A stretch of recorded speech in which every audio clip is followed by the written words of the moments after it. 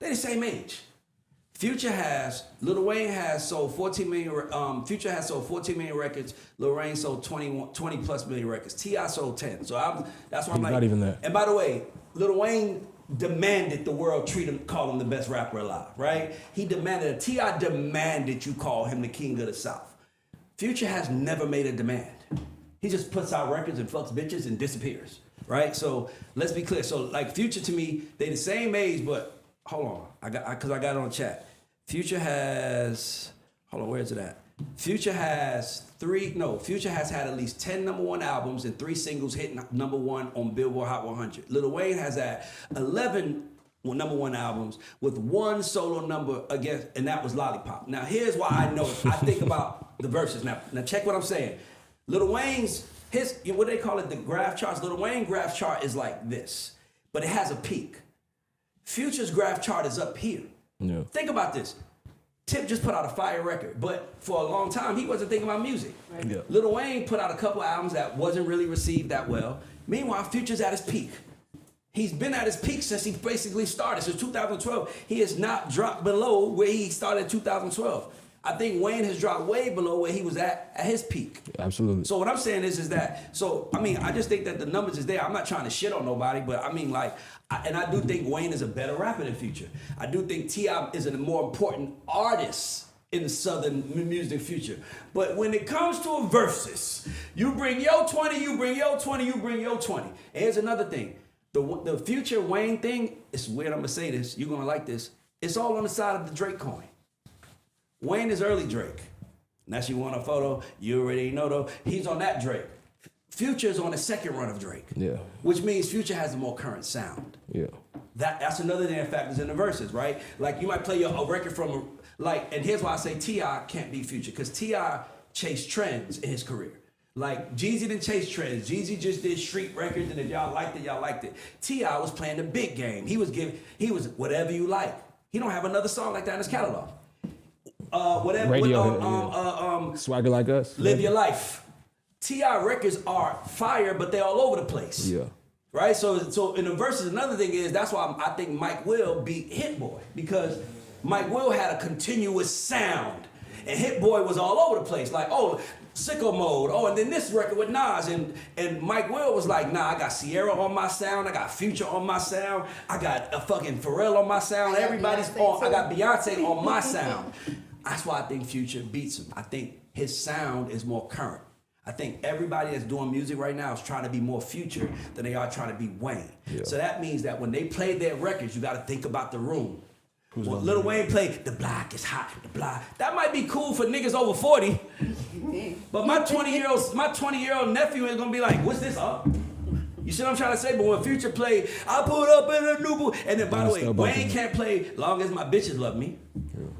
Because Future's on that. So it's a lot of that. But to me, I just think Future has better records with Drake than Wayne. And I believe that's why Future beats him. Because Future has better records. His records is on the second half of Drake's career, which is on the sound that everybody likes, which is why I think that also works. I think the only person in the South that can give Future a run for his money, honestly, was Jeezy. Because Jeezy has a sound. So it's like, ooh, that's a sound, rather than, I just think when you hear Tip's catalog, all that shit, ASAP, the street shit, he gonna kill. But when he go to that commercial shit, and you realize, that was just for the moment. Yeah. That's why I think Tip loses and I think Future passed Tip in the last 5 years. I think it was always Tip, but the last 5 years, I think he really caught him. I think he caught everybody in the last 5 years. Because while everybody talking, Future's just putting out records, putting out hits, putting up numbers, and going the fuck home. That's why I give it to him. By the way, shout out to y'all for that fire ass record he got out. They got every woman 30 and up going crazy. I'm telling you. 30 up women are loving that record, boy. That's their theme song. Shout out to Tip. Shout out to Tip. Shout out to Trick Daddy and Juvenile.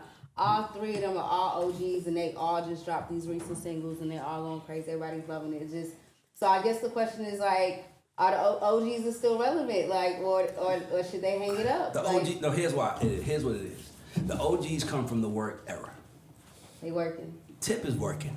He know what it takes to promote an album, to promote a single, and he news artists, they don't know what it takes to promote. So they're like, what am I supposed to do? Well, I gotta do that? Yes. I gotta pull up on a group? Yes. What if who cares? Right. What happens if we don't give a fuck? You gotta show up. You gotta connect. You gotta connect. You gotta pull up. You know who's not connected? Who?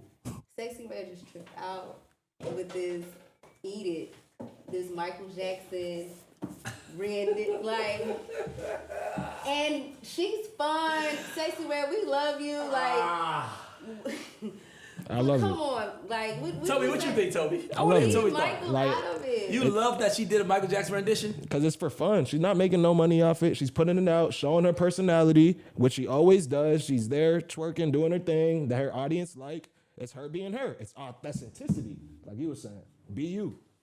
Do you not leave Michael out of it though? I just want to say this. That shit was terrible, and it was a joke. And here's what I think is.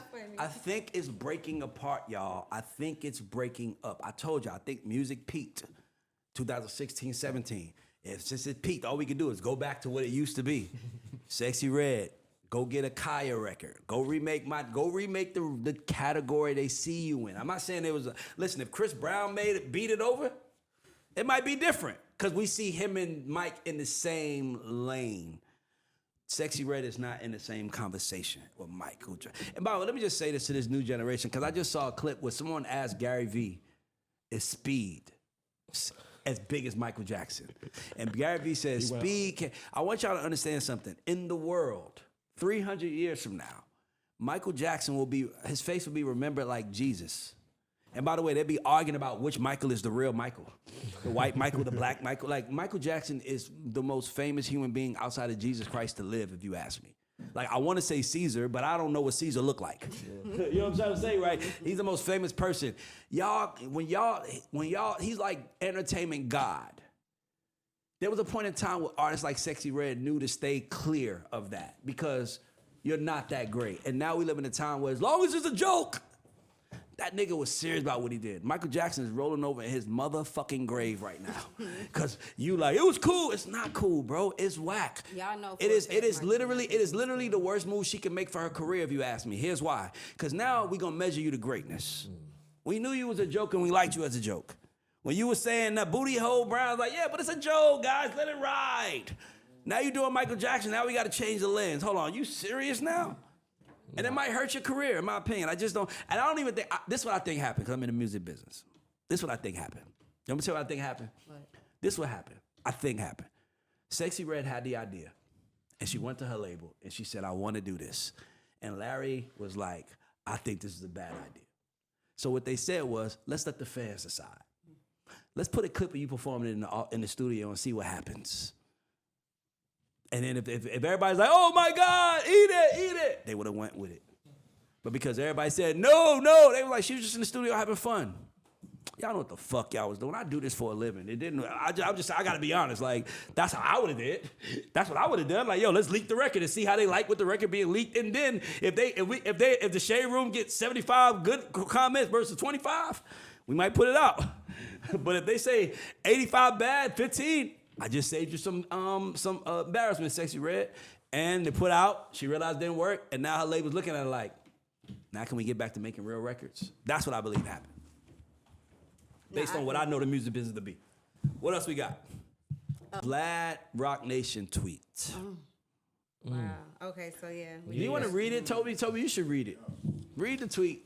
So DJ Vlad trolled. Sarcastic. So trolled the internet and said a whole lot of stuff about Roc Nation. When he said the line that Jay-Z gave the judge's grandfather a verse, I was like, nah, he's joking. All right, you want me to read it? Read the tweet. All right, he said, I have a confession. Roc Nation has been paying me to support Megan. They also paid all the jury members to convict Tory. They bribed the judge too. Jay-Z did a verse for his grandson's new album. They paid off Meg's doctor to lie about the bullet fragments. LA police are all on Jay-Z payroll.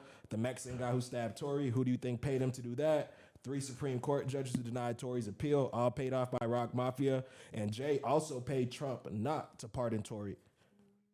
So he's saying you can't keep me silenced anymore.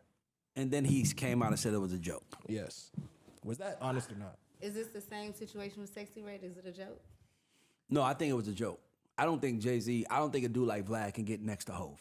Yeah. I just in the world that we live in, I just don't think Hov would connect with Vlad.